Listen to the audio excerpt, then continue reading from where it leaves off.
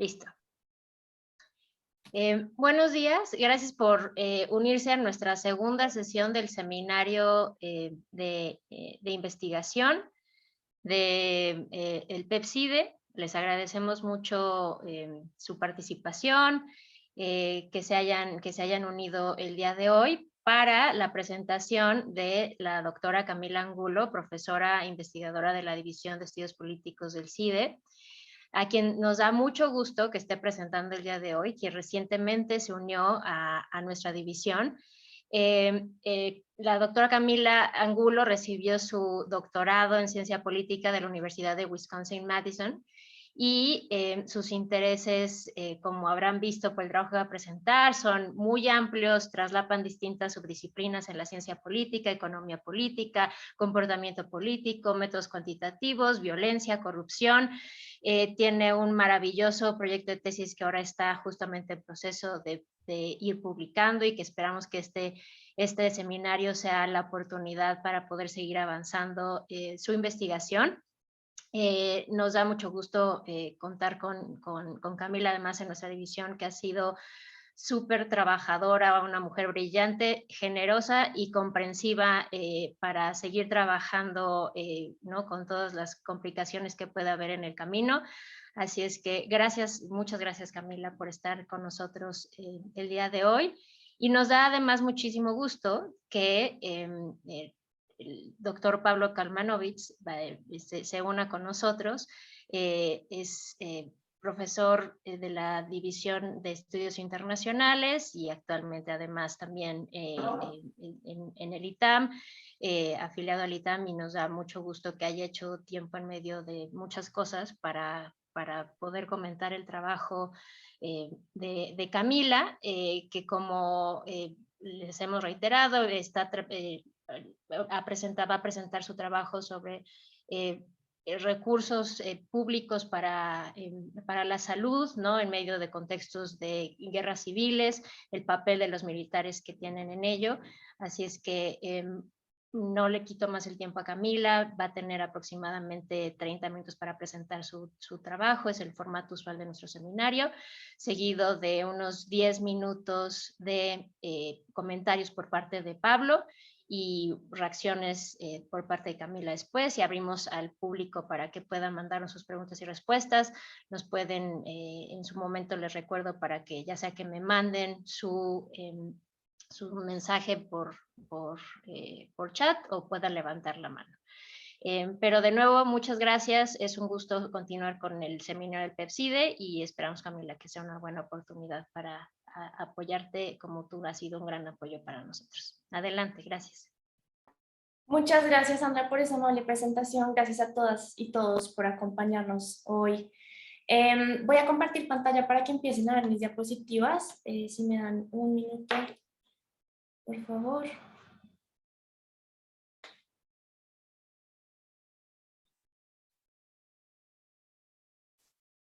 Ok. ¿Ahí las están viendo bien? Perfecto. Perfecto. Bueno, entonces, como Sandra mencionaba, estoy hoy acá para compartir con ustedes un paper, el paper que se circuló sobre recursos de la salud pública como botín de guerra.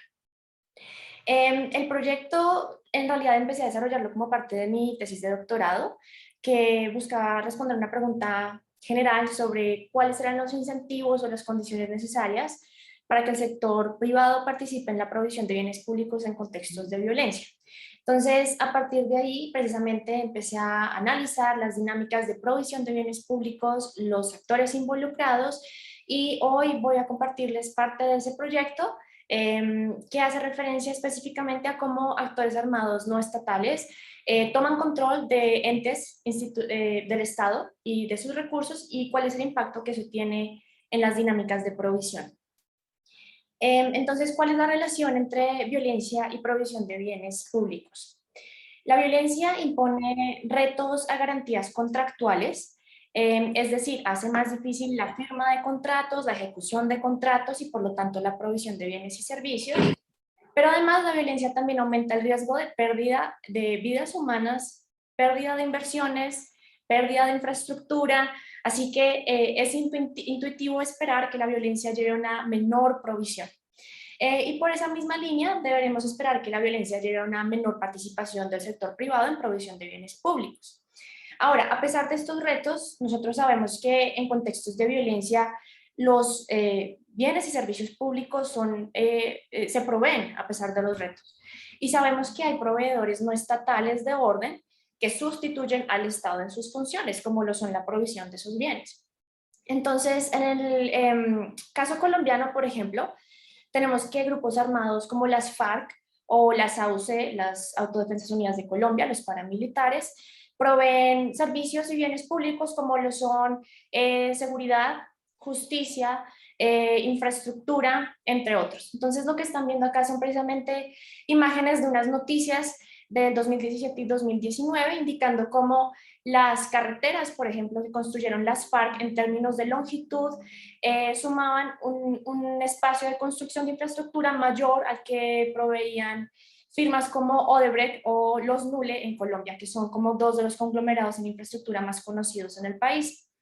Y por otro lado, los paramilitares, a pesar de su desmovilización al comienzo de los 2000, siguen bastante presentes en sus áreas tradicionales de control, en donde también proveen seguridad, orden y forman instituciones informales para crear expectativas que permiten moldear o manipular la interacción entre actores. Entonces, a pesar precisamente de la violencia generalizada, tenemos a nivel subnacional órdenes que podemos denominar órdenes de tiempos de guerra, que reducen en cierta medida los riesgos asociados con el conflicto. Ahora, estos casos no son aislados, encontramos casos en otras partes del mundo, como por ejemplo el papel que juegan las pandillas en El Salvador, quienes pasaron de jugar un papel de predador a ser socios de comerciantes, por ejemplo, para permitirles a los comerciantes tener una red de seguridad y realizar sus negocios sin problema, o como los talibanes en Afganistán, quienes proveen seguridad en áreas donde el Estado no está presente. Entonces, son dinámicas que se presentan a lo largo del mundo y que apuntan precisamente a este dilema de provisión de bienes y servicios públicos en contextos de violencia. Entonces, tenemos que los actores no estatales pueden modificar las dinámicas de provisión y pueden hacerlo al participar como proveedores directos, como los ejemplos que les acabo de mencionar, a través de sus repertorios de violencia, aumentando o disminuyendo los riesgos a la provisión. Y por último, afectando directamente los recursos que son originalmente destinados a la provisión de bienes y servicios. Y este tercer ítem es en el que me voy a concentrar hoy, ¿no? O sea, cómo en contextos de violencia, el control de recursos para la provisión de bienes y servicios por parte de los actores armados no estatales tienen una incidencia en las dinámicas de provisión de bienes públicos. Entonces la pregunta es la siguiente: ¿cómo actores armados no estatales modifican las dinámicas de provisión de bienes públicos? En el paper yo argumento que en el caso colombiano la presencia de paramilitares llevó a un aumento de la provisión privada del servicio de salud. Ahora, este es un finding contraintuitivo, si se quiere, ¿no? Porque en principio esperaríamos que el sector privado no participaría en la provisión de bienes y servicios en contextos de violencia, y aún así estamos viendo que su participación es constante y que en ciertos casos de hecho aumenta. Entonces yo en el paper demuestro precisamente que en áreas controladas por paramilitares se ve un incremento de la provisión por parte del sector privado de salud, y que lo que lleva a este aumento o este cambio en las dinámicas de provisión es el proceso de cooptación paramilitar de instituciones y recursos públicos del sector salud. ¿Cómo pongo a prueba el argumento? Mi análisis empírico se basa en un análisis de datos que incluye información sobre la proporción de proveedores públicos y privados de salud a nivel municipal entre el 2002 y el 2020. También utilizo datos sobre la presencia paramilitar, números de ataques violentos paramilitares a nivel municipal entre 1993 y 2013. Empleo datos sobre recursos públicos para la salud entre el 2002 y el 2021, y mi estrategia empírica es un modelo de efectos fijos que incluye efectos fijos a nivel municipal y por año. Entonces, los resultados a grandes rasgos indican que la cooptación paramilitar de instituciones y recursos para la salud lleva a un 2% de crecimiento en la proporción de proveedores privados emergentes. Ahora, ¿cómo contribuye el paper precisamente a la literatura y a lo que conocemos sobre estas dinámicas? Primero, el paper analiza y amplía el conocimiento sobre los legados de la violencia en dimensiones poco estudiadas, en este caso el modo de provisión. Cuando me refiero a modo de provisión es el método contractual a través del cual se provee un servicio o bien, por ejemplo, privatización, a través del Estado, alianza público-privada, etcétera. Entonces, eso es en lo que yo me enfoco y contribuir a la literatura a partir de esa dimensión. También analizo cómo actores no estatales pueden proveer orden y simultáneamente debilitar instituciones estatales. Entonces, esto es clave para entender por qué contextos de violencia son tan difíciles de ver cambios repentinos en esas mismas dinámicas, ¿no? Es decir, los actores armados no estatales de repente empiezan a tomar control de las instituciones estatales desde adentro y eso dificulta mucho darle fin a un conflicto armado.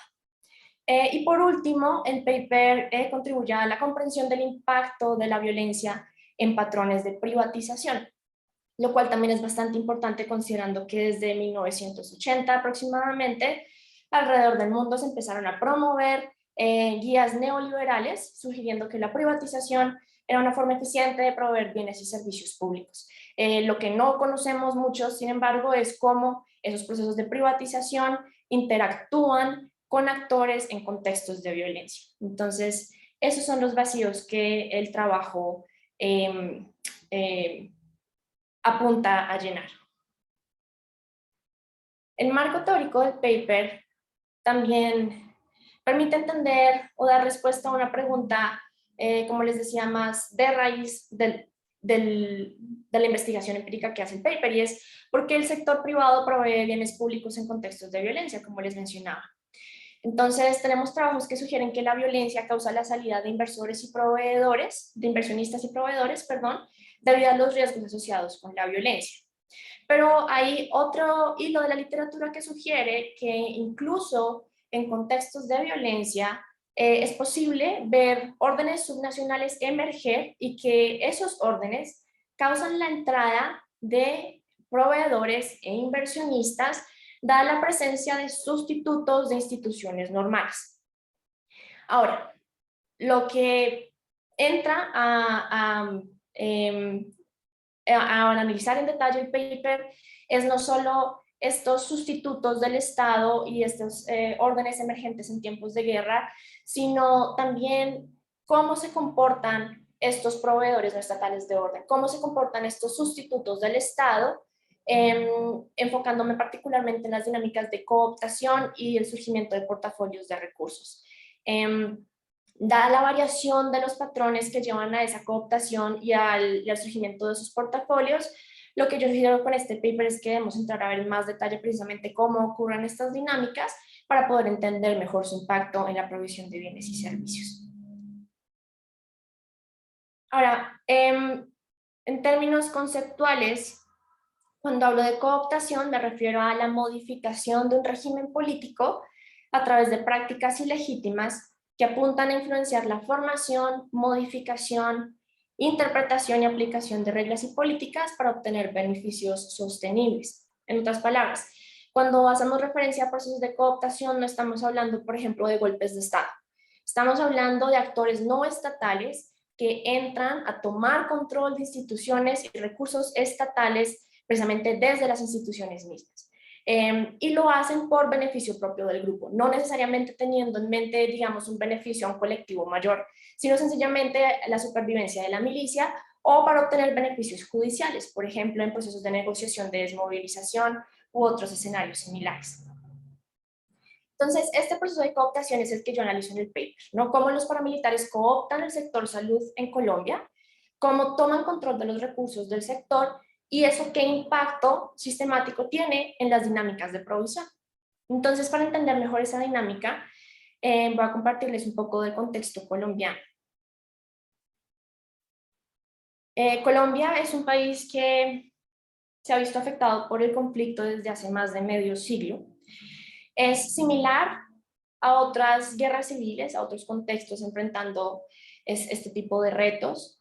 En el conflicto se han visto involucrados múltiples actores armados de distintas ideologías, incluyendo extrema izquierda y extrema derecha, y los tres actores estatales, no estatales armados principales son las Fuerzas Armadas Revolucionarias de Colombia o las FARC, el Ejército de Liberación Nacional o el ELN, y las Autodefensas Unidas de Colombia o AUC, también conocidas como paramilitares o grupos paramilitares. Así que hay bastantes actores involucrados y como lo pueden ver en el mapa de la diapositiva, su presencia a lo largo del territorio colombiano es bastante amplia, ¿no? O sea, son muy pocos los municipios que de hecho no cuentan con presencia de grupos armados no estatales. Y si se fijan bien en el mapa, podemos ver que hay áreas donde está presente un único actor armado o múltiples. Y eso lleva a variaciones en sus repertorios de violencia, a variaciones en sus portafolios de recursos y en cómo interactúan con el Estado. Entonces, esa variación es la que yo entro a analizar para poder entender cómo un grupo armado u otro puede incidir en las dinámicas de provisión de bienes y servicios. Entonces, dentro de este contexto, empezamos a ver en Colombia simultáneamente un proceso de reforma al sector salud. Y yo argumento en el paper que esa reforma es lo que lleva a que los grupos armados tengan interés por controlar esos recursos.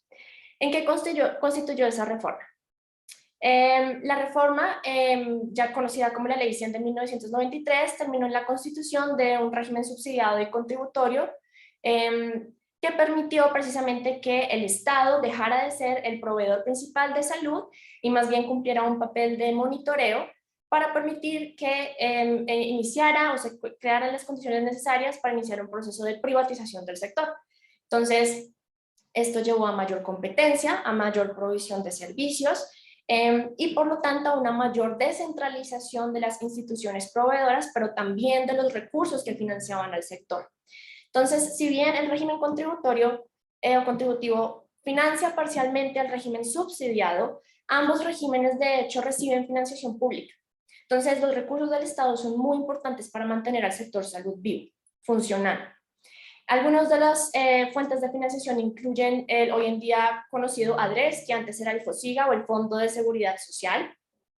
Existe el Sistema General de Participaciones, que en Colombia hace referencia al sistema mediante el cual se asignan recursos del gobierno nacional a las municipalidades.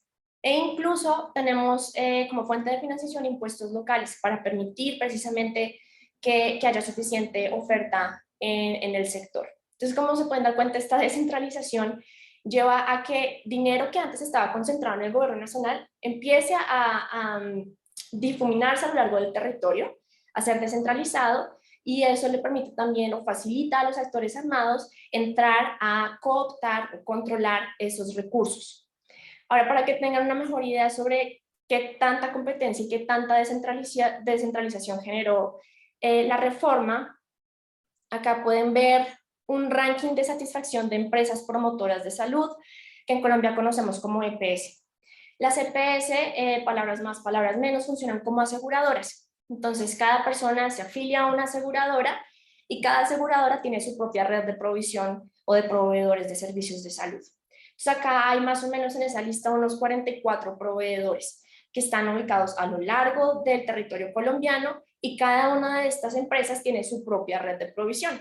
Así que tenemos una gran descentralización y gran competencia en el sector, lo cual también facilita la descentralización de los recursos. Entonces, esa descentralización es precisamente lo que permite a nivel local, debido a falta de monitoreo, falta de capacidad estatal, entre otras circunstancias, que ciertos actores armados entren a estas instituciones y tomen control de los recursos. Entonces, yo en el paper menciono algunos casos y les voy a mostrar un mapa precisamente de algunos de los hospitales o empresas prestadoras de salud que los paramilitares eventualmente controlaron. Entonces, en este mapa estamos viendo precisamente los departamentos de Sucre, Bolívar, Atlántico, Magdalena y Pizarro. Como se dan cuenta, en cada uno de estos hay unos puntos negros que indican las localidades en donde los paramilitares tomaron control de al menos un hospital, por ejemplo, o una empresa prestadora de salud. Entre estos puntos se encuentra precisamente Soledad, en el Atlántico, que es el caso que yo menciono en el paper, el del Hospital Materno Infantil. Ahora, como se dan cuenta, este no es un caso aislado, no es que ocurrió una vez y ya, no, o sea, fue algo sistemático que ocurrió no solo en la región del Atlántico, sino a lo largo del país. Entonces, en el Hospital Materno Infantil tenemos precisamente que el comandante de los paramilitares, alias Don Antonio, logró que familiares estuvieran a cargo de la administración y el control interno del hospital. Para efectos pragmáticos, tuvieron control absoluto sobre los procesos de contratación y de recursos del hospital. En Santa Marta tenemos otro ejemplo, el caso del Hospital Central, que debido a la cooptación paramilitar tuvo que cerrar sus puertas en 2005 porque no tenía recursos para poder atender pacientes. En Córdoba también tenemos que el comandante paramilitar Salvatore Mancuso logró que su cuñado fuera nombrado como secretario de salud entre 2003 y 2007, efectivamente teniendo control de esos recursos también en esta región. Y en el área de Casanare, el comandante Martín, alias Martín Llanos, logró manipular la elección de gobernadores y alcaldes a cambio de que estos le facilitaran el nombramiento de personas de su confianza en el sector de salud y educación.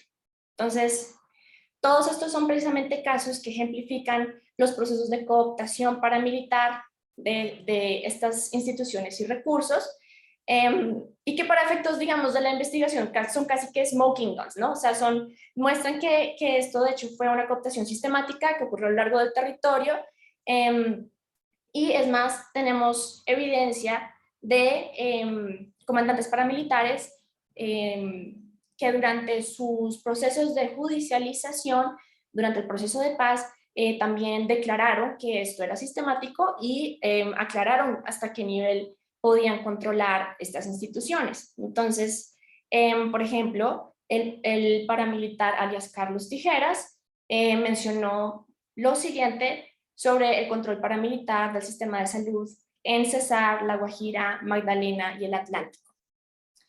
Entonces, él dijo, nosotros nos metimos en la mitad y les dijimos que los directores de los hospitales tenían que pasar por el colador de la empresa, las AUC. Revisábamos las hojas de vida y les hacíamos entrevistas a los aspirantes.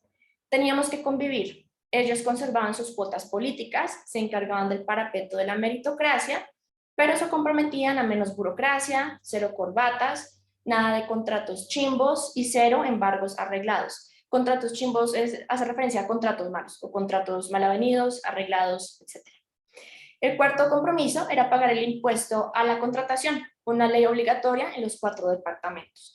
Entonces, los paramilitares no solo controlaban los procesos de contratación y los recursos directamente de salud, sino que además cobraban un impuesto a estas empresas prestadoras sobre todos los procesos de contratación y provisión de servicios que realizaban.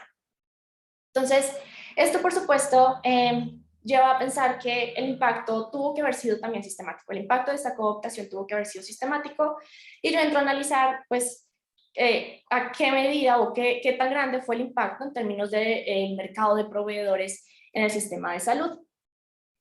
Entonces, yo postulo 3 hipótesis principales. La primera es que a mayor financiación para salud pública, pues mayor es la proporción de proveedores públicos emergentes, ¿no? Asumiendo que en la medida que haya recursos disponibles, pues el sector público puede crecer. La segunda hipótesis es que la presencia paramilitar incide en el aumento de la proporción de proveedores públicos emergentes. ¿Por qué? Porque a mayor violencia, pues mayor demanda del servicio de salud va a existir en estos lugares. Ahora, también sugiero que en lugares donde tenemos alta financiación y presencia paramilitar, lo que vamos a ver en realidad es una menor proporción de proveedores públicos emergentes. ¿Por qué? Porque los recursos no van a ser utilizados o destinados para el sector salud, sino que los paramilitares van a tomar control de esos recursos y por lo tanto el sector público de salud no va a poder crecer. Para poner a prueba estas hipótesis, yo estimo el siguiente modelo. Entonces, el modelo, como les mencionaba, tiene efectos fijos a nivel municipal y a nivel de año. La variable dependiente es la proporción de proveedores públicos emergentes y me concentro en 3 coeficientes, beta 1, beta 2 y beta 3, donde beta 1 nos va a indicar cómo la presencia paramilitar se relaciona con la proporción de proveedores públicos, Beta 2 nos indica la incidencia de los fondos sobre la presencia de proveedores públicos de salud. Y beta 3 es el coeficiente para la interacción entre la presencia paramilitar y la destinación de recursos a la salud. En el modelo los subíndices I y T hacen referencia a municipio y año. El modelo también incluye un vector de covariables que la seleccioné por ser variables de asignación al tratamiento. En el vector incluyo la presencia de las FARC, densidad poblacional, índice de ruralidad y el PIB per cápita en algunas especificaciones del modelo. Entonces, al estimar este modelo, lo que encuentro es lo siguiente. Por cada 10 millones de dólares en recursos a la salud pública, la proporción de proveedores públicos emergentes es 2% más bajo en áreas donde los paramilitares están presentes. Entonces, el gráfico que están viendo precisamente ilustra el coeficiente o qué es lo que está realmente haciendo la interacción entre presencia paramilitar y la disponibilidad de recursos. Como pueden ver, a medida que aumenta la presencia paramilitar, aumenta la proporción de proveedores públicos de salud, probablemente en función de la demanda, como les mencioné anteriormente. Tanto para lugares controlados por paramilitares como lugares no controlados, en general, tenemos un aumento de proveedores públicos a medida que aumentan los recursos, como era de esperarse según la primera hipótesis, pero más interesante aún, vemos precisamente que estas dos pendientes se cruzan y los lugares que reciben la mayor cantidad de fondos, pero que tienen presencia paramilitar, tienen una menor proporción de proveedores públicos de salud en comparación con lugares que no son afectados por los paramilitares. Entonces, esto precisamente es lo que permite, o me permite a mí argumentar, que en efecto los paramilitares están controlando los recursos de salud y eso tiene una incidencia importante en cómo está compuesto el mercado de salud, o en otras palabras, qué actores están siendo de hecho capaces de proveer los servicios de salud pública. Acá están los resultados. No me voy a detener mucho en ellos, pero puedo responder cualquier pregunta que tengan ahorita en el Q&A. Sencillamente para mostrarles precisamente acá en el primer modelo que el coeficiente de la interacción tiene un signo negativo y es estadísticamente significativo, entonces ofreciendo evidencia en favor de la tercera hipótesis. Y luego los coeficientes para recursos a la salud y presencia paramilitar son ambos positivos, también estadísticamente significativos. Entonces, de nuevo, tenemos los datos aquí sugiriendo que las dinámicas que yo argumento están ocurriendo, de hecho sí están presentes. Noten además que la interacción tiene un efecto negativo en la proporción de proveedores públicos, pero en el modelo 2 vemos que esa interacción tiene un efecto positivo sobre proveedores privados. Entonces tenemos una disminución de proveedores del sector público, simultáneamente un aumento de proveedores privados, pero ese aumento no se debe necesariamente a un aumento en el número de proveedores privados como lo muestra el modelo 3. Si bien sí hay una correlación positiva, eso no es estadísticamente significativa, y eso sugiere que el cambio que estamos viendo necesariamente pasa por la incidencia que tiene esa cooptación de recursos sobre el sector público. En el paper realizó una serie de pruebas de robustez, como cambiar algunas de las operacionalizaciones de las variables, y los resultados se mantienen estables. Si alguien tiene preguntas sobre las pruebas de robustez, también puedo hablar más al respecto en el Q&A. Y en cuanto al mecanismo, entonces lo que hago para probar el mecanismo en realidad es identificar una serie de implicaciones observables sobre el mecanismo.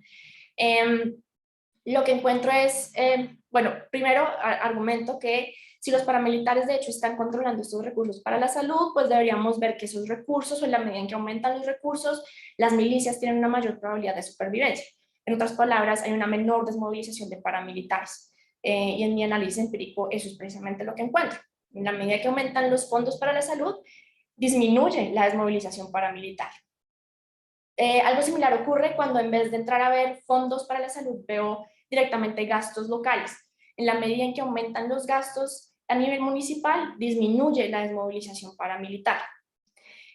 También sugiero que, de presentarse esta relación, deberíamos esperar que la proporción de proveedores públicos esté en sus puntos más bajos cuando haya completa ausencia de presencia paramilitar o cuando la violencia paramilitar esté en su punto más álgido. mientras que los proveedores, la proporción debe estar en su punto más alto en lugares, digamos, un rango medio de violencia. ¿Por qué? Porque si no hay violencia paramilitar, muy probablemente no hay tanta demanda por los servicios de salud. Pero además también podemos asumir que cuando hay bastante violencia y existe la cooptación paramilitar, pues no vamos a ver precisamente altos números de proveedores públicos por el argumento que les acabo de mencionar. Mientras que en puntos medios donde hay violencia paramilitar, pero no necesariamente cooptación, sí podemos ver una mayor participación del sector público en provisión. Y eso es precisamente lo que está ilustrando el gráfico de la diapositiva. Y para cerrar, como les mencionaba, la relación entre cooptación y violencia podría ser tal que en la medida en que los paramilitares pueden cooptar o generar cierto orden a nivel subnacional en sus espacios de control, no necesariamente vamos a ver un aumento de violencia, ¿no? Porque lo que están generando es un nuevo orden, donde sustituyen al Estado y deberíamos ver una disminución de ataques a personal civil. Entonces, con el análisis de los datos logró demostrar eso, pero además tenemos también una cita de uno de los comandantes paramilitares explicando por qué era ese el caso. Entonces, yo muestro en el paper que en la medida en que aumentan los gastos locales, disminuyen los ataques paramilitares contra civiles y paramilitar alias Don Antonio en una entrevista en 2007 mencionó que la única regla que tenían que cumplir los paramilitares bajo su mando era la de no asesinar a más de 3 personas a la vez para evitar la presión de los medios y las autoridades. Entonces tenemos evidencia cuantitativa y cualitativa apoyando precisamente la lógica que yo argumento, las dinámicas que yo argumento están ocurriendo en el paper. Para concluir, pues la violencia ciertamente afecta la provisión de bienes públicos. Lo que yo sugiero acá es que para entender ese impacto debemos considerar las complejidades de los órdenes en tiempos de guerra. Cada actor armado está haciendo algo distinto y si no podemos entender precisamente esas dinámicas, al menos de cooptación de instituciones y de recursos, pues no vamos a entender el grado al cual logran precisamente modificar a largo plazo la funcionalidad y la eficiencia del Estado. La cooptación institucional permite que la inversión estatal financie a actores armados no estatales y este punto es bastante sorprendente y creo que puede resultar interesante a muchas personas acá presentes. Es decir, uno de los problemas que es bastante complicado durante los contextos de violencia es la idea de que mayor recursos públicos y mayor inversión pública no necesariamente va a detener la guerra, sino que de hecho puede aumentar la violencia y puede alimentar estas dinámicas de violencia. Y eso es precisamente lo que yo estoy viendo acá. O sea, tenemos que esa cooptación institucional permite que la inversión estatal, o sea, recursos del Estado, financien a milicias paramilitares y facilita la supervivencia de milicias paramilitares. Entonces, precisamente por eso es tan importante entrar a ver cuáles son las dinámicas que se están desarrollando dentro de cada uno de estos órdenes de tiempos de guerra. Bueno, y en esa misma línea, pues explicaría por qué el Estado no puede simplemente parar de invertir recursos, ¿no? Porque los paramilitares ya están dentro del Estado, o sea, son quienes controlan los recursos desde los asientos del Estado. La violencia modifica el Estado a largo plazo en áreas antes no exploradas, como les mencionaba, en este caso en modo de provisión de bienes públicos. Entonces, si bien antes sabíamos que los actores armados no estatales podían participar como proveedores directos, acá yo estoy mostrando que las implicaciones que tiene sobre el mercado de provisión van mucho más allá de eso. Se entrar a ver los modos de provisión, en otras palabras, la forma contractual que toma la provisión también es importante para entender los legados de la violencia. Y finalmente, en el caso colombiano, pues tenemos que por cada 10 millones de dólares en salud pública en los municipios con presencia paramilitar, la proporción de proveedores públicos emergentes de salud es 2% menor. Y esto es un red flag bastante importante, ¿no?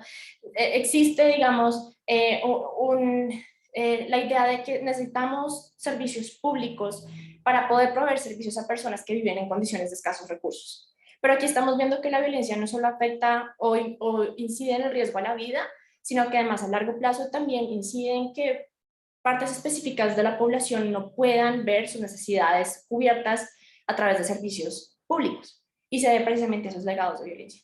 Entonces es importante entrar a ver cómo eso incide en lo que puede y no puede cumplir el Estado a largo plazo. Entonces eso es lo que tenía para compartir con ustedes hoy. Muchas gracias por su atención y me encantaría escuchar sus preguntas y comentarios. Muchas gracias, Camila. Gracias por una presentación tan clara y no lo dije al principio, pero es un gusto que podamos tener también estas conversaciones en el PEP que a lo mejor a veces se nos quedan muy enfrascadas en la violencia del crimen organizado, ¿no? Muy centrados en el caso mexicano, pero el punto es que este sea un espacio justo para que podamos dialogar de las distintas violencias, que hablemos de manera más amplia, ¿no? De manera comparada, y que reflexionemos sobre los distintos actores, ¿no? Violentos del Estado, fuera del Estado.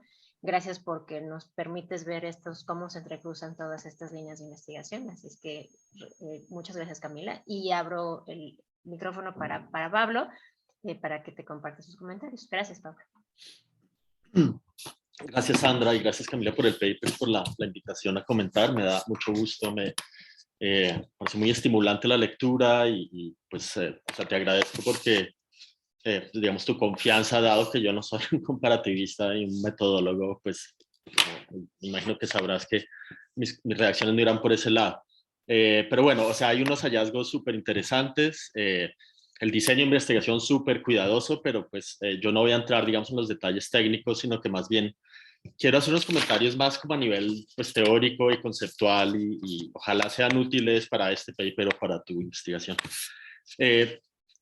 Bueno, mi comentario principal tiene que ver con la línea del tiempo y con las dinámicas para, digamos, de la guerra o de las organizaciones paramilitares pre y post 2005.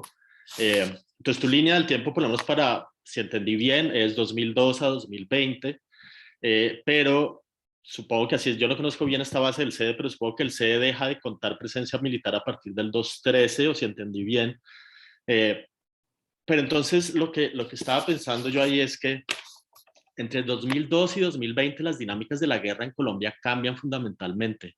Yo creo que el paper sí, o sea, tiene que ser o tiene que arrancar, digamos, de la teoría de Arjona y Staniland sobre órdenes de guerra, pero yo creo que este no es un paper sobre provisión de bienes públicos por parte de actores no estatales en contextos de guerra, o bueno, es en parte eso, pero creo que sobre todo, y aquí yo creo que sería, digamos, valioso enfatizarlo y quizás incluso estratégico, porque creo que se trata mucho también de los legados de los órdenes de guerra en la posguerra.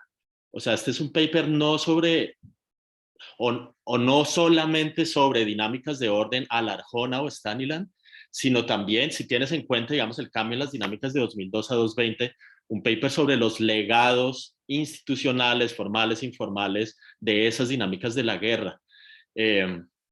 Entonces yo quizás digamos, me tomaría más en serio la línea de tiempo y el cambio en las dinámicas de guerra y aprovecharía para, digamos, empujar esa literatura de Ana Arjona et al. Y llevarla ya a un lugar pues muy interesante que es efectos más a largo plazo en la composición del Estado, muy en clave de Garay y de cooptación, pero tú estás haciendo una cosa de un rigor y de una sofisticación, digamos, en el diseño que Garay no hace. O sea, Garay ahí es un teórico también, ¿no? Pero bueno, entonces, digamos, me parece que un reto sí, para pensar, digamos, esa complejidad en los cambios de la dinámica de la guerra es cómo justamente conceptualizar estas organizaciones, porque, o sea, justo una de mis reacciones tiene que ver con algo que dijo Sandra hace un momento, que es lo que muchos han descrito como la degradación, pero perpetuación de estas organizaciones paras que se vuelven más narco, siempre han un poco narco, pero quizás más, o sea, ya no tienen la componente ideológica, o por lo menos ya no tienen el discurso, eso deja de estar disponible cuando formalmente se desmovilizaron, pero pues ahí siguen estas organizaciones y yo de nuevo no sé muy bien cómo codifica la base de datos del CEDE, pero a mí me sorprendió que haya presencia en el 2013 de esos grupos paramilitares. O sea, por las noticias, por lo que yo, digamos, mi impresión de esa línea del tiempo es que los paramilitares de los que se ocupa Ana en su trabajo no son las mismas organizaciones que están operando en 212, 213 en el Caribe. O sea, yo creo que hay un cambio importante ¿Y cómo podrías tú caracterizar ese cambio? ¿O cómo podrías, no sé, extender la base de datos del CEDE, si ese fuera el caso, para capturar presencia de grupos post-paramilitares? Pues sería súper, pero de nuevo, el reto ahí es, ¿qué son estas organizaciones? O sea, después de Justicia y Paz, 2005, desmovilización, no sé cuánto duró la desmovilización formalmente, pero creo que 2007 o 2010 por mucho. Entonces tienes como esta zona gris donde se supone que ya no hay paras, pero pues se aparecen en la base de datos del CEDE, y algo tiene que estar cambiando ahí. Entonces hay preguntas genuinas que no conozco, que creo que tú conoces mucho mejor que yo el caso y la cronología, por estas organizaciones paras supuestamente desmovilizadas, pero no, trafican droga, extorsionan, tienen aparatos de violencia propios. Tú hablas en algún momento de el dinero para las tropas, pero hablar de tropas paramilitares en 2012 supuestamente pues ya no había. Y mi intuición es que estas organizaciones son quizás más parecidas en un sentido a las organizaciones mexicanas, donde hay unos controles territoriales establecidos, unos jefes de plaza. O sea, recién estaba viendo la noticia que el hijo de Jorge 40, que era un jefe para muy importante en el Caribe, se va a lanzar al Senado o algo así, que ya le están diciendo a la gente que hay que votar por él en las zonas de Jorge 40. Si no recuerdo mal, Jorge 40 todavía está preso en Estados Unidos, pero a donde voy es que hay unos legados ahí, que creo que tú debes estar capturando quizás de alguna manera, o que valdría la pena capturar, porque lo que tú estás ya mirando es cómo esto afecta a la estructura de la provisión de servicios de salud, que es una de las inversiones más grandes por lo menos con educación, la política social del Estado es esa. Entonces me parece que si lo ves como con esta luz menos arjonesca y más de post-conflicto y de órdenes en la posguerra, pues ahí tienes como una contribución muy padre a esa literatura, porque la empujas a otro lugar, tomando en cuenta de nuevo los cambios en las dinámicas de los actores armados y de la violencia. Y ese es como mi comentario principal. Tener como muy en cuenta ese periodo muy, muy importante que estás mirando en la historia de la guerra colombiana, y si puedes como reflejar en tu conceptualización, en tu teorización, la transformación de las organizaciones, en un sentido quizás su mexicanización, no sé si eso sea válido, pero pues ya no eran los paras que estudió Ana, ya no eran los paras contra guerrilleros. Bueno, entonces eso es por un lado. Lo otro es que también creo que el paper no es tanto, o más bien me desorientó un poquito que arranques hablando de provisión de orden y provisión de servicios, porque lo que tú estás mirando realmente es extracción de rentas. Hay un pedacito que me pareció muy curioso en la cita de este personaje, a Carlos Tijeras, donde Tijeras, un jefe para, dice, igual les decimos a los políticos que no se les puede ir la mano de corruptos, ¿no? Es como que tenían ellos. Eso me parece que es una provisión de un bien público, de anticorrupción, pero de resto no vi mucho de provisión de nada. O sea, lo que están haciendo es extrayendo, y yo supondría que quizás parte de esos recursos se fueron a la tropa, pero parte es enriquecer jefes paras. O sea, esto es corrupción clásica, digamos, en un sentido, es infiltrar y robar fondos públicos. Entonces me parece también que ahí hablar de provisión de bienes al inicio es un poquito desorientador, porque tú estás realmente mirando la otra cara, que es la extracción de rentas para supuestamente proveer bienes públicos, pero de nuevo, las dinámicas de la guerra me dirían que para ese momento la amenaza de las FARC, es decir, en la 2013 en adelante, más bien, bueno, en los 2010 en adelante, quizás era un poco menor. O sea, ya no había demandas de seguridad, no sé muy bien, pero creo que la provisión de orden después del 2010 no me queda tan clara. Bueno, ese es ahora otro comentario grueso, aparte, distinto, y acá yo sé que hay limitantes en la información, en los datos que puedes acceder, pero para un lector, digamos, si tú arrancas con la cuestión de la provisión de servicios de salud, que es, o más bien, idealmente me encantaría haber leído cómo el cambio en la distribución de los servicios de salud, público versus privado, afecta el servicio. Claramente el robo de recursos públicos para salud va a disminuir la calidad o la cantidad de servicios, ¿no? Y tú hablas del caso del hospital en Soledad que tuvieron que cerrar, o sea, hasta ese punto llegó la captura.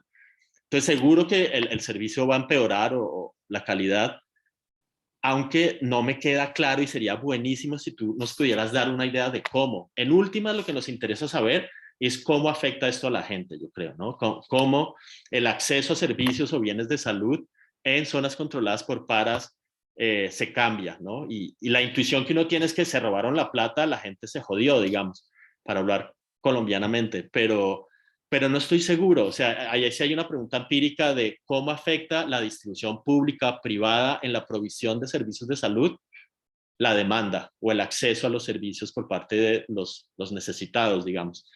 Y no sé si esto se puede hacer de nuevo, no sé si tienen los datos, pero que nos dieras como alguna idea de cómo este cambio de 2% que encuentras puede afectar, digamos, el acceso a la salud. O sea, sí sería muy, muy padre, digamos, tener algún tipo de noción. Y ya, 2 punticos, cierro ya con esto, y perdón si me pasé de tiempo, pero más cortos. Nos dices la interacción entre fondos públicos para salud y presencia para tiene un efecto significativo y aumenta la composición, digamos, de privados. Y me eché de menos ver, y es un poco ya curiosidad personal, pero ¿qué pasa con la interacción con las FARC? ¿Hay algún efecto o no encontraste efecto y entonces por eso no lo mencionaste? Okay. Y lo último es también una duda, supongo que medio de colombiano, pero también propia del paper es si se puede pensar en que hay algún efecto deliberado causal en cambiar de esa manera la composición de la oferta. Es decir, había socios paras en el negocio de la provisión de salud privada, beneficiaron a sus cuates, o había una convicción ideológica que el mejor servicio es el servicio privado, porque pues, recordemos que los paras clásicos eran de la derecha neoliberales en el sentido del término que usamos aquí recientemente. Entonces me preguntaba si había algo así como un intento deliberado en transformar, digamos, la oferta, la estructura de la oferta de salud regional o municipal. Y va, pues con eso termino y Camila, espero que sean útiles, me encantó leerte y tienes unos resultados ahí que pueden ser bastante sensacionales en Colombia, no sé si quieres irte por ese lado, pero creo que pueden ser de interés público. Muchísimas gracias, Pablo. Camila, ¿quieres tomarte unos minutos para responder en lo que el público, si quieren levantar la mano o mandar su nombre en el chat para que vaya tomando nota o mandar su pregunta por el chat si prefieren que las leamos de este lado? Muchas gracias. Adelante, Camila. Gracias, Sandra. Muchas gracias, Pablo, por tus comentarios, son súper útiles, especialmente porque, para ser completamente honesta, la parte teórica es la que más se me ha dificultado. Es decir, precisamente porque estoy analizando un periodo en el que el conflicto, como tú mencionas, cambia mucho y los actores, la naturaleza de los actores cambia mucho y no es estático, ¿no? Ni siquiera el mismo mercado de provisión es estático. Entonces, intentar, digamos, identificar el framing más apropiado para el paper ha sido el reto para mí, la verdad, más grande. Ahora, ¿por qué empiezo con esta cuestión de orden y por qué me centro tanto en orden? Porque el efecto que yo encuentro está disminuyendo los proveedores públicos, pero también estamos viendo un aumento de privados, ¿sí? Y de nuevo, es contraintuitivo ver al sector privado en un contexto de violencia. O sea, ¿por qué habría proveedores inversionistas privados enfrentando semejantes riesgos, ¿sí? Entonces, por eso este concepto de orden lo encuentro tan central a lo que está ocurriendo, en el sentido de que, si bien, como tú mencionas, o sea, los paramilitares de ese momento ya no son las AUC de antes, sí están generando, si no instituciones formales, sí informales, que modifican el comportamiento de las personas y hacen mucho más claro para los proveedores los horizontes de tiempo para poder seguir con sus negocios como ellos lo vean más apropiado en términos de inversión y rendimiento.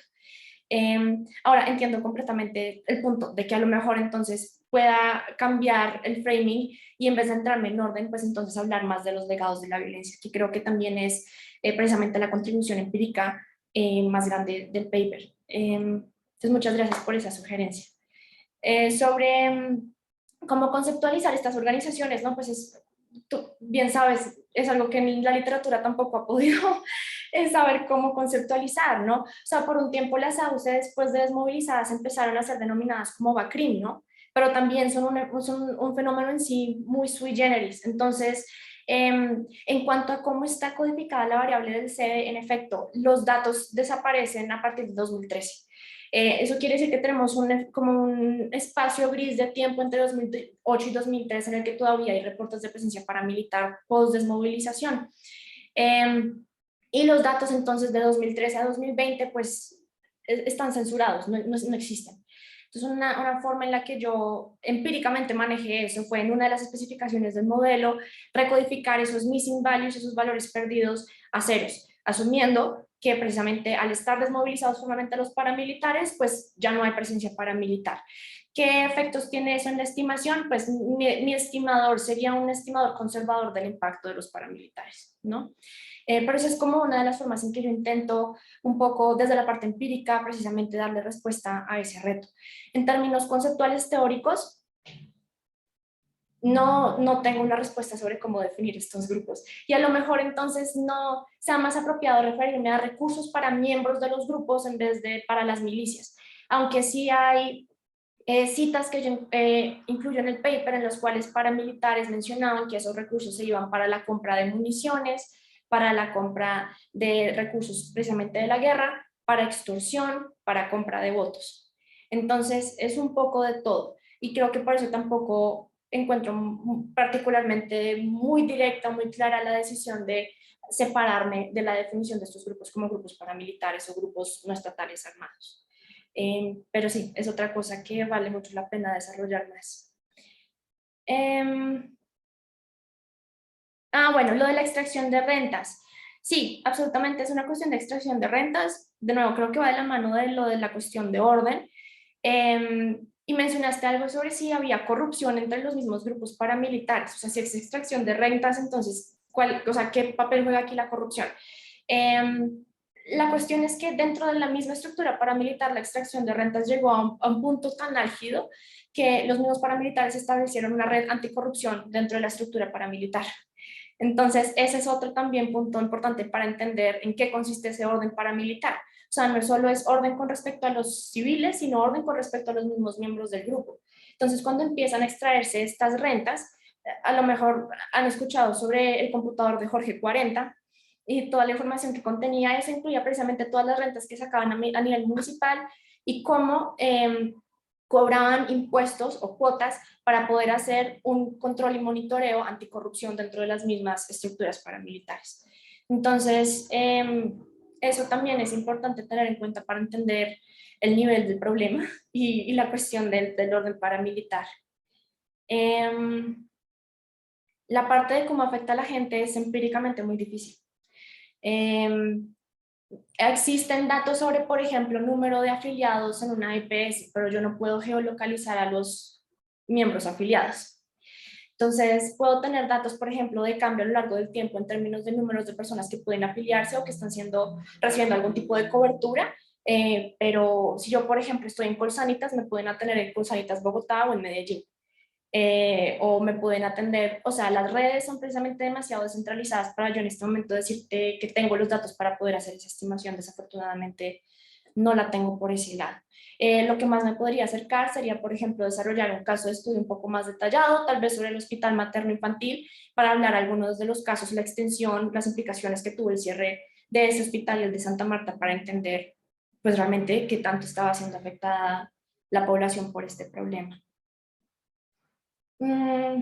Sí, es súper curioso lo que mencionas lo de las FARC, o sea, qué pasa con los coeficientes de las FARC. Incluso haciendo el análisis de desmovilización, encuentro que si bien los recursos disminuyen la desmovilización paramilitar y disminuyen la violencia paramilitar, los resultados no necesariamente compaginan completamente con el comportamiento de las FARC. Entonces tenemos menor desmovilización paramilitar, pero tenemos más desmovilización de las FARC. ¿Sí? Entonces, esa dinámica va por otro lado. Y en la interacción realmente no encuentro, sí, el eco para ese grupo. Y tu última pregunta sobre si a lo mejor los paramilitares a propósito modificaron el sector privado y los medios de provisión del sector salud privado. No hay muchos datos al respecto, pero sí existe evidencia cualitativa de unos cuantos casos sobre la creación de cooperativas de salud que eran administradas por paramilitares. Pero son casos o sea, son muy pocos los casos. Y no son empresas promotoras de salud, sino que son empresas que se enfocaban en la contratación de personal para la manipulación de capital humano e intentar precisamente tener la facilidad de cobrarles a los trabajadores unas cuotas por trabajar, y de ahí hacían la extracción de rentas. Entonces no era directamente en la provisión, sino que era en el modelo de contratación. Y de nuevo, conozco de casos cualitativos, pero no conozco de información, de datos cuantitativos para saber qué tan sistemático, qué tan grande era ese problema. Y sí, creo que, no sé si respondí todos los puntos, de pronto sí. Muchísimas gracias, Pablo. Muy útiles tus comentarios. Muchas gracias. Gracias, Camila. Si te parece, hacemos una primera ronda de preguntas. Camilo Serrano, luego Luis de la Calle y después Pablo Escutiquio hacen una primera ronda y las atiendes y vemos otra más. Adelante, Camilo. Vale, muchas gracias y felicidades, Camila, por el trabajo. Yo la verdad tengo, al igual que Pablo, preguntas muy colombianas, más bien, más de, quizá no tan metodológicas, sino más de chisme. Pero me suena mucho, digamos, este modelo que, o sea, seguramente el resto de colegas no lo conoce, pero hay como el estereotipo de que es una cosa muy del Caribe, ¿no? O sea, sobre todo en Bogotá, no es como, ay, sí, eso, en la costa hacen ese tipo de cosas y les pasó eso. Pero pensaba yo también en esto de cualitativamente que si hay cosas reportadas con el Tuerto Gil, ¿no? Como actor político de Santander, que venía del magisterio y terminó como ya vinculado al paramilitarismo. Y ahí sí hablando desde mi región con el caso de Juan Carlos Martínez, del Negro Martínez, ¿no? De cómo, digamos, se imbrica paramilitares, EPS pequeñas, ¿no? Empresas prestadoras de salud pequeñas, e IPS, que es como el otro enredo que tenemos en el sistema de salud, y como o redes clientelares, pero de municipios pequeños. Y ahí me surgía la duda si no era un poco en cómo rastrearlo, en esta pregunta de cómo rastrearlo y la dificultad, obviamente, de seguir al individuo que se afilia a la empresa prestadora de salud, si no se pudiera con ese listado que está muy bueno que mostraste en la presentación de las EPS, si hay un fenómeno y es un cierto boom de EPS pequeñas y regionales como, lo mismo, lo digo desde mi visión regional, pero como desde el 2000, 99, 2000 más o menos, cuando empieza el gran auge de las AUC, que las AUC ya llegan a territorios donde no llegaban, ¿no? EPS muy pequeñas, pero que atendían, ¿no? No sé, norte del Valle o una EPS para el oriente del Tolima, una cosa así, y que muchas de ellas, no digo que es por el proceso de justicia y paz, pero muchas de ellas entran a ley de quiebras 2008, 2009, 2010, y no sé si eso pudiera servir para algo, pegarle una rastreada de eso, sí puede que en absoluto, pero puede ser interesante. Y pensaba en esa discusión sobre tropas post 2000, o sea, tropas post desmovilización, si se podía o no hablar de tropas. Creo que es muy interesante en ese escenario de lo que se llamaron las BACRIM, como esa doble cara, ¿no? Como que ya no eran grupos paramilitares, sino muchachos en moto con armas cortas, pero cuando se necesitaban, sí eran tropas con arma larga y al respecto creo que Indepaz, yo debo tener eso por ahí, pero sí tiene un inventario, creo que es post 2009, ¿no? Porque ahí está la famosa guerra entre machos y rastrojos, en donde ahí sí ya no eran muchachitos en moto, sino era guerra abierta, pues guerra clásica, infantería, pues con camuflaje y arma larga, ¿no?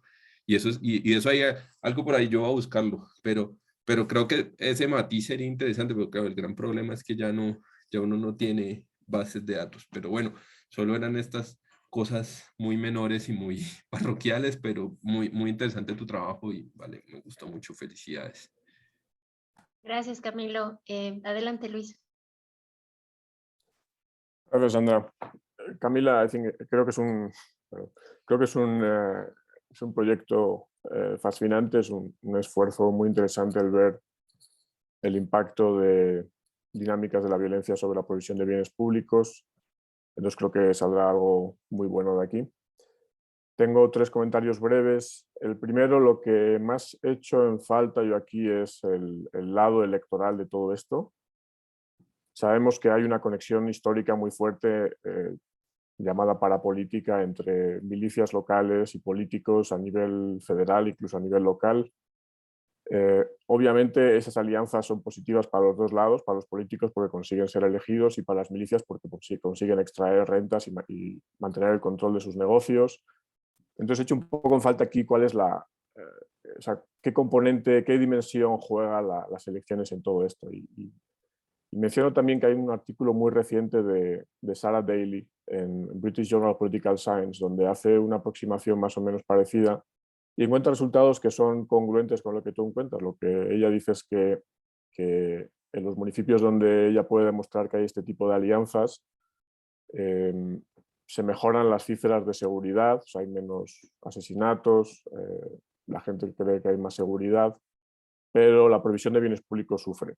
Y en particular se concentra en educación y demuestra que los municipios, y el diseño de investigaciones de estos de elecciones ganadas por alcaldes coludidos con milicias por menos de un punto frente a municipios donde perdieron por menos de un punto y entonces compara los resultados, ¿no? Y lo que encuentras es eso, que hay mejor seguridad pero peor provisión de educación. Entonces tu trabajo cuadraría muy bien en esa línea de decir que también encuentras que donde hay alianzas entre políticos y milicias, el resultado en términos de provisión de bienes públicos como puede ser la salud pues también sufre, ¿no? Es peor. Pero creo que falta un poco el componente este de la alianza, de cómo juega la política aquí, ¿no? Los otros 2 comentarios son menores. Durante la presentación haces un par de afirmaciones que a mí me dejaron así un poco extrañado, ¿no? Dices que si no hay violencia no hay que deberíamos observar una mayor demanda de salud en contextos de violencia. No se me ocurre, no tengo muy claro por qué. Entonces estuve echando un ojo al paper y no hay resultados, no muestras cuál es la demanda de salud en municipios con milicias frente a municipios sin milicias, si es que existe algún tipo de evidencia, o bien de demanda o bien de consumo, no sé. Habría que demostrarlo eso. Y la otra es esta afirmación también de que es como sorprendente que los inversionistas inviertan en contextos de conflicto. Pues bueno, creo que tampoco es tan sorprendente y hace poco hubo esta noticia de que el gigante Ericsson ha tenido que pagar varias multas en Estados Unidos por tener tratos con el Estado Islámico durante la guerra en Irak, ¿no? O sea, las empresas obviamente algunas sí tienen que huir porque los productos que ofrecen están relacionados con que hay un contexto de paz, pero otras llegan a extraer beneficios cuando existen oportunidades.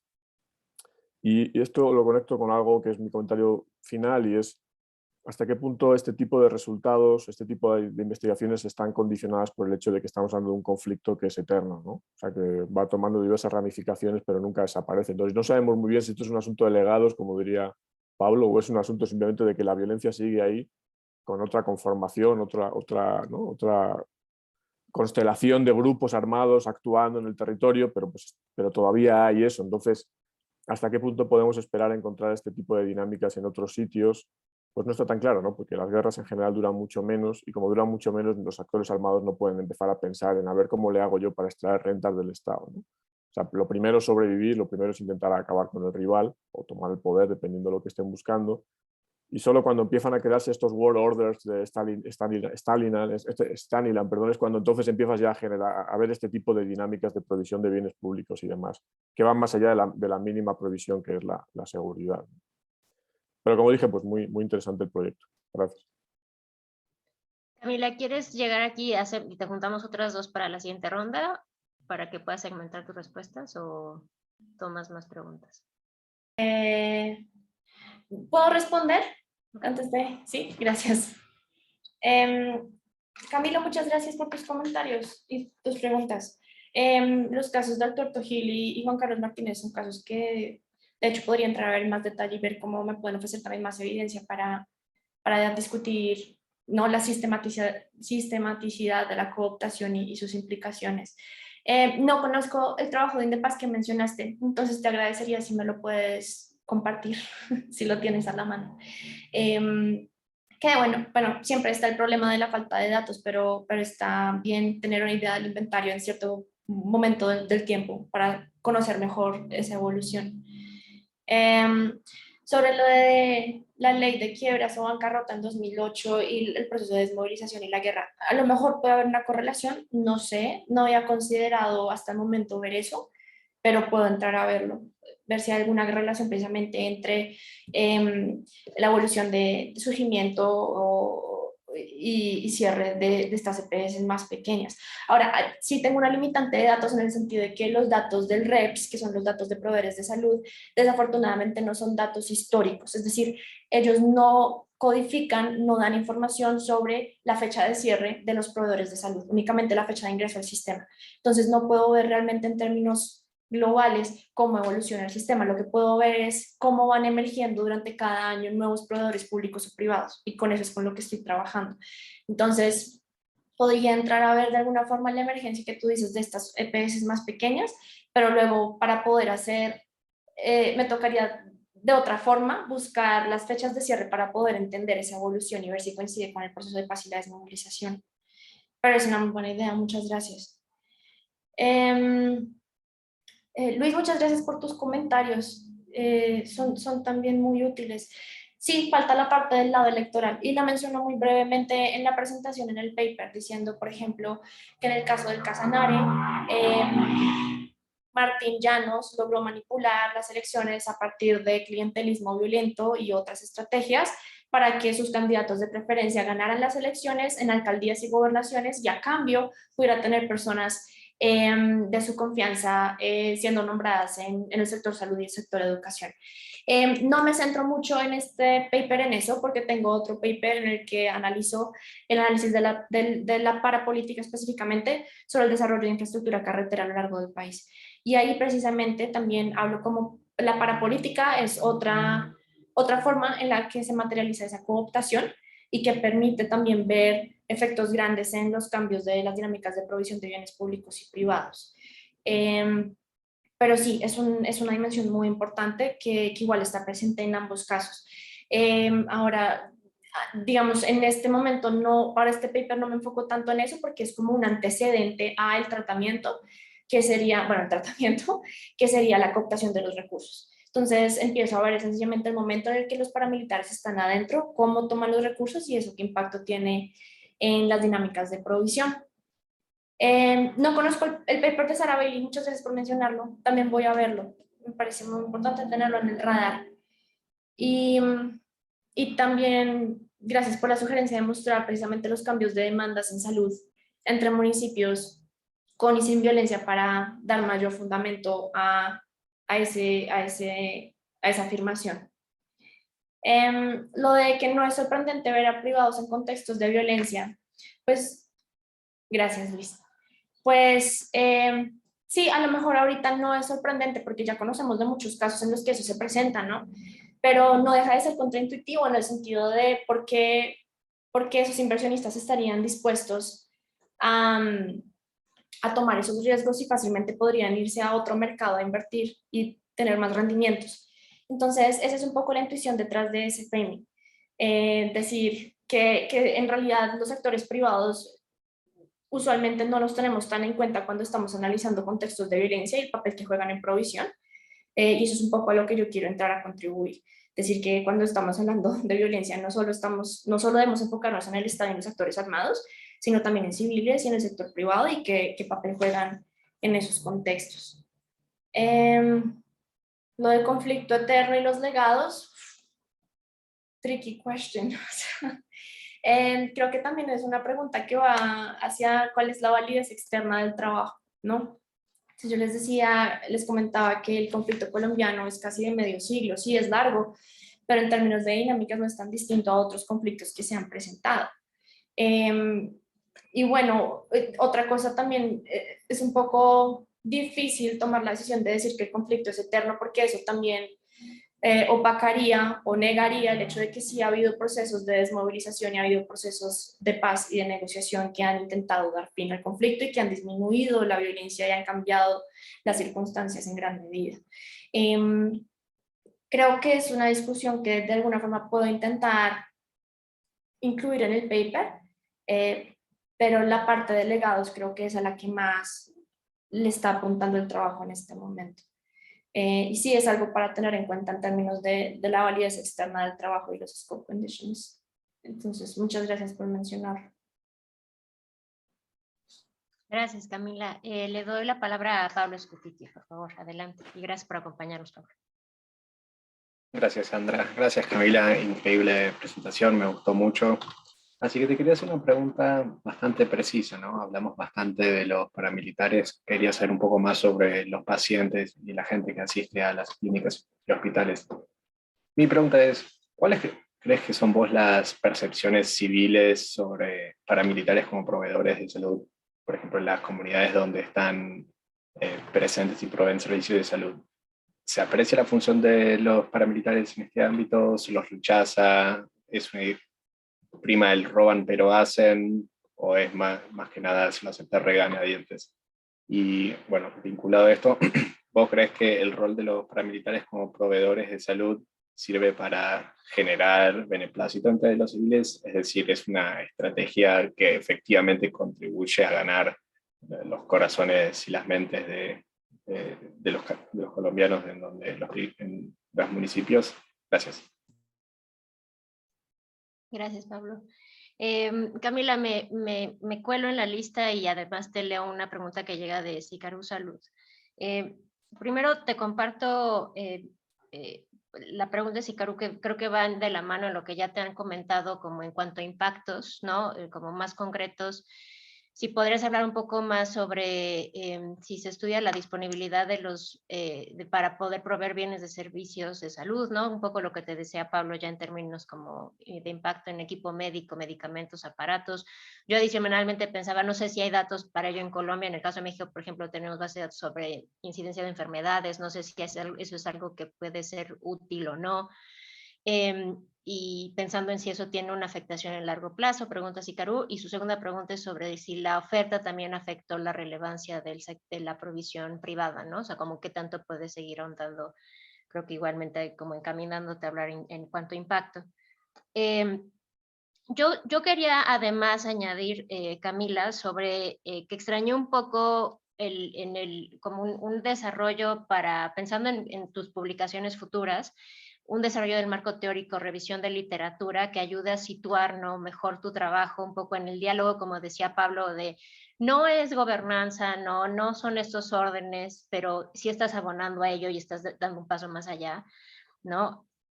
Por otro lado, a lo mejor otra literatura en donde estás hablando, que creo que es parte de lo que ya te está diciendo aquí también en esta última pregunta de Pablo, de no es tanto el impacto, usualmente a veces estudiamos el impacto de la violencia que tiene la demanda, ¿no?, por estado de bienestar, y tú estás yendo, ¿no?, por otra vía en donde no se trata solo de demanda por parte de los ciudadanos, sino se trata tal cual de cómo se están cambiando estas instituciones de provisión de servicio, ¿no?, de welfare. Entonces creo que a lo mejor es también cómo vas empaquetando tu trabajo, ¿no?, como para poder referirlo y tener una sección del framing más amplio de revisión de literatura que de pronto se extraña, como para decir, aquí es donde estás entrando en múltiples literaturas, ¿no? Y en ese sentido que te ayude ya a derivar en lo que ahorita lo llamas marco teórico, para derivar tal cual los actores, sus preferencias y estas condiciones de base, ¿no?, como estas scope conditions sobre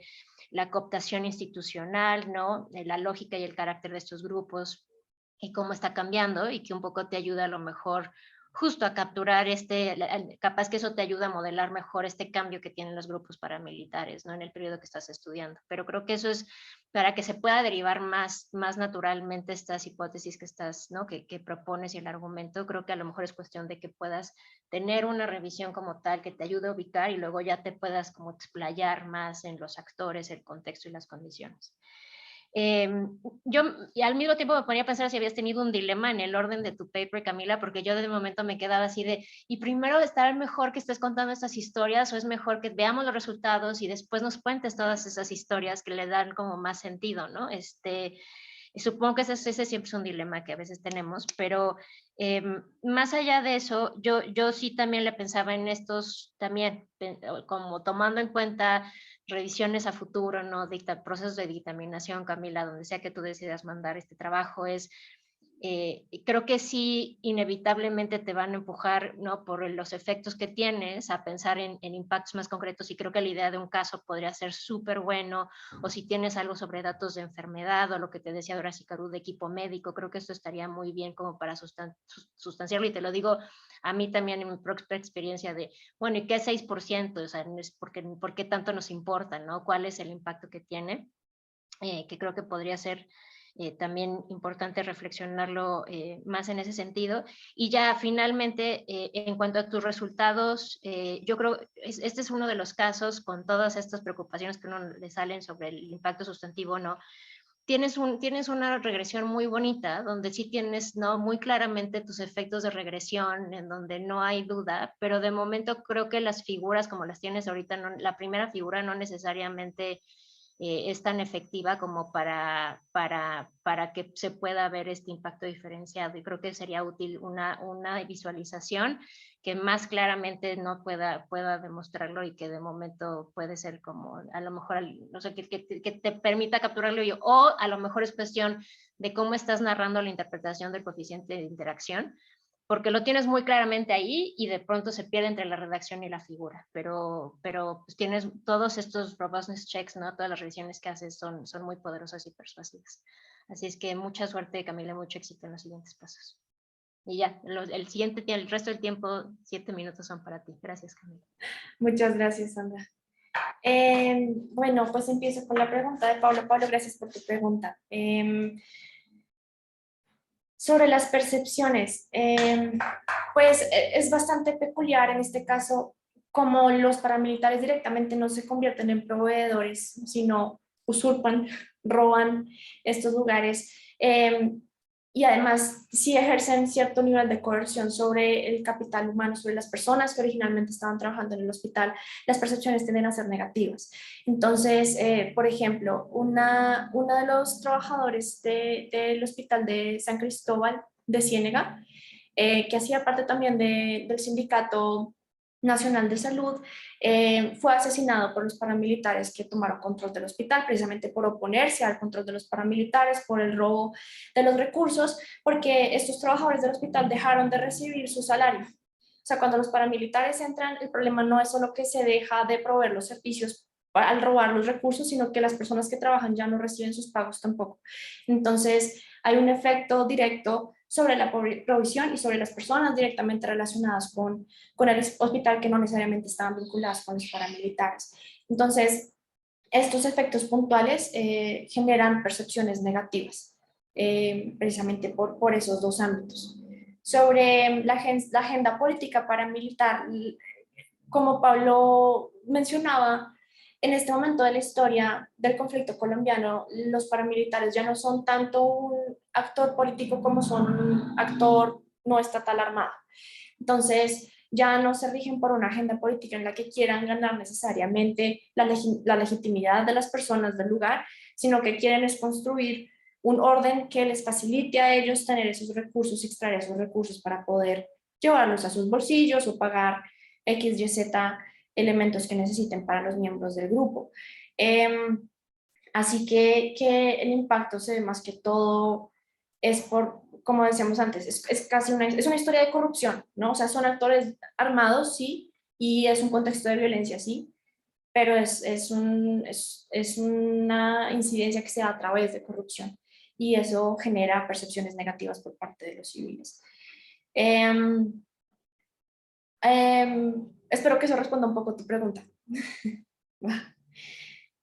Sí, Caro, muchas gracias también por tu comentario sobre la incidencia de enfermedades. Resulta que una versión más temprana de este paper incluía un modelo sobre cómo este efecto en la provisión tenía un impacto en la respuesta del sistema sobre la pandemia del COVID-19. Entonces yo entraba a ver cómo precisamente la disminución de proveedores públicos también llevaba a un aumento de muertes por COVID debido a la falta de oferta. Los resultados iniciales sugieren que en efecto los lugares afectados por estas dinámicas tenían menor capacidad de respuesta a la pandemia y veíamos más casos de personas enfermas.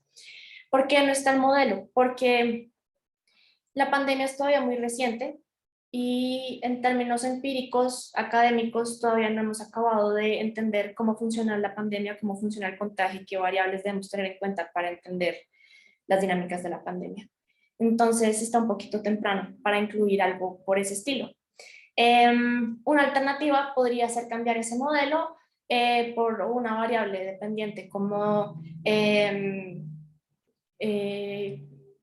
mortalidad infantil, por ejemplo, que ha sido estudiada mucho más y que a lo mejor también podría darnos luces de ese impacto. Entonces, muchas gracias por esa sugerencia. Sí. Sobre la relevancia de la provisión privada, aumenta sencillamente porque son los que tienen la capacidad de proveer el servicio en ese momento, ¿no? O sea, cierran las empresas prestadoras de salud públicas, quedan los únicos, bueno, por decirlo así, los únicos que quedan son los privados, son los únicos a los que las personas pueden acudir. Entonces aumenta su relevancia, pero también genera ciertas barreras de acceso porque, como les comentaba, los colombianos hacen parte o del régimen subsidiado o del régimen contributorio y hay EPS que son únicamente de un régimen o del otro. Hay otras que son mixtas, pero entonces eso limita tu pool de opciones para poder tener acceso al servicio. Entonces, en ese sentido, aumentó la importancia de los proveedores privados, pero también generó barreras de acceso para las personas que originalmente no tenían a esos proveedores como proveedores directos de salud. Sandra, sí, el marco teórico tengo que trabajarlo más. Muchas gracias por eso. Tengo que trabajar en situar el paper con respecto no solo a la literatura de órdenes, sino de legados. Creo que eso también respondería un poco a la sugerencia de Pablo de pensar el framing del paper, precisamente, y cómo está conectado también con mis otros papers. Entonces, la cuestión de scope conditions y validez externa creo que es algo que trabajo mejor en el paper que le mencionaba a Luis sobre bueno, para política e infraestructura. A lo mejor puedo traer algo de eso para mostrar, ok, esto no ocurre únicamente en el sector infraestructura, sino también está pasando en el sector salud y estas son las dinámicas que están ocurriendo. Creo que eso también me ayudaría mucho a fortalecer la parte teórica. Y sí fue difícil decidir el orden del paper. Fue muy difícil, porque los casos en sí mismos son lo que les mencionaba, son smoking guns, son evidencia cualitativa de que también soportan el argumento y que apoyan esos datos. Entonces, a lo mejor cambiar ese orden y luego desarrollar un caso de estudio un poco más en detalle para fundamentarlo más, podría ser una buena opción. Bueno, tocaría decidir obviamente en términos del caso y luego el modelo para el efecto sobre la población en términos de salud y ver cómo puedo conectar esas cosas, pero sí, definitivamente fortalecerían el paper. Y sí, puedo cambiar la primera figura, claro que sí. Creo que, de hecho, también me demoré mucho intentando decir qué figura poner en la presentación, pues a la que corresponde precisamente a los resultados principales, no necesariamente es la más intuitiva, pero te agradezco mucho ese comentario también para facilitar la interpretación sustantiva de los resultados. Entonces lo tendré muy en cuenta. Muchas gracias. Pues muchas gracias a ti, Camila, ha sido un gusto leerte, qué bueno tener esta oportunidad para juntarnos. Gracias a todos y todas las que se unieron el día de hoy. Esperamos que esta retroalimentación sea muy útil y de nuevo, Camila, reiterarte todos los mejores deseos para que tenga mucho éxito este artículo que realmente creo que puede ser muy relevante en términos teóricos, sociales, no empíricos, así es que seguro que así será. Mientras tanto, ya nada más les digo, tenemos nuestra próxima sesión el 1 de abril con el trabajo de Sofía Collignon de la Universidad de London y de Jennifer Piscopo de Occidental College, que van a presentar su trabajo sobre percepciones de violencia entre políticos mexicanos, sobre violencia específicamente contra las mujeres durante las campañas en México y con una encuesta novedosa que acaban de hacer.